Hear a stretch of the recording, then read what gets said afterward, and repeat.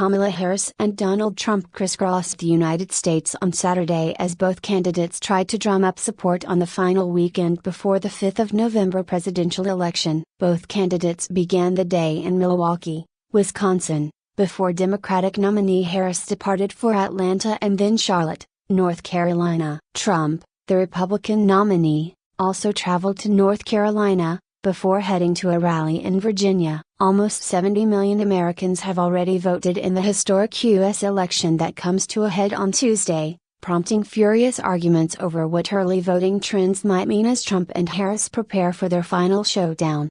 A Des Moines Register, Mediacom Iowa poll on Saturday unexpectedly showed Harris ahead of Trump 47% to 44% among likely voters. Broadly though, the polls have remained deadlocked. The Guardian's Robert Tate writes that some experts think such a tight race is improbable. Josh Clinton, a politics professor at Vanderbilt University, and John Lipinski, NBC's director of elections, write on the network's website, some of the tools pollsters are using in 2024 to address the polling problems of 2020, such as weighting bipartisanship, past vote or other factors, may be flattening out the differences and reducing the variation in reported poll results. A broken bar. This raises the possibility that the results of the election could be unexpectedly different than the razor-close narrative the cluster of state polls and the polling averages suggest.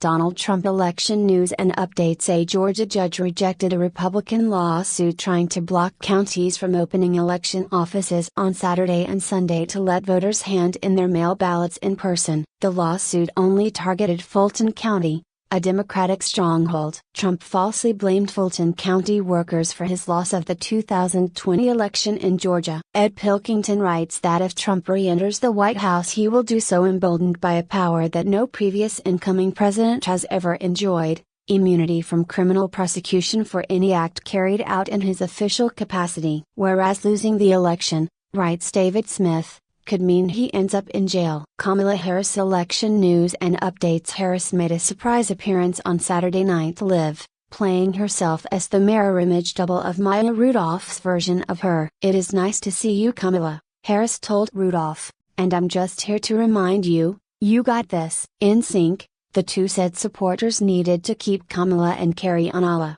declared that they shared each other's belief in the promise of America, and delivered the signature live from New York. It's Saturday night.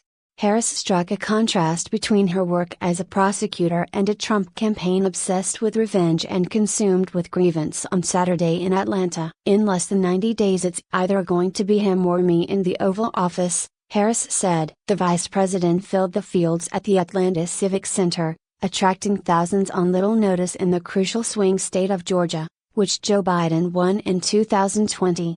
Elsewhere on the campaign trail, Americans took to the streets in cities across the country for a day of women's marches. Marches were planned in all 50 states for the 8th annual gathering, which began the day after Trump was inaugurated in 2017. Vaccine skeptic Robert F. Kennedy Jr. could assume some control over U.S. health and food safety in a second Trump administration, according to reports on Saturday. Kennedy said in a social media post that he would remove fluoride from all public water,